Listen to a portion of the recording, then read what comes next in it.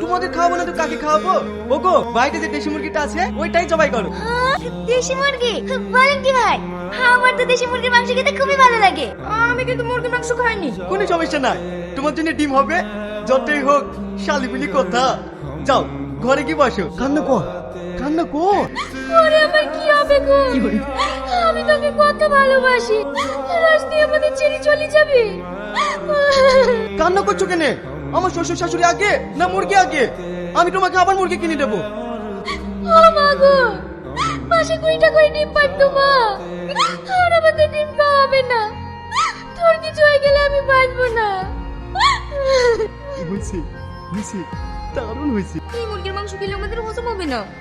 চুপ কর, আমাদেরকে মুরগি জবাই করতে হবে না। আমরা মাংস খাবো না। খাবো না বললে হয়? ঠিক আছে, তোমাদেরকে মুরগি মাংস খেতে হবে না। বাড়িতে খাসি ছাগলটা আছে ওইটাই জবাই করছি। কি শফিক ভাই, ছাগল নিয়ে কোথায় যাইছো? বাড়িতে শালিরা এসছে তো মাংস খাবো বললো, তাই ছাগলটা জবাই করতে নিয়ে যাচ্ছি।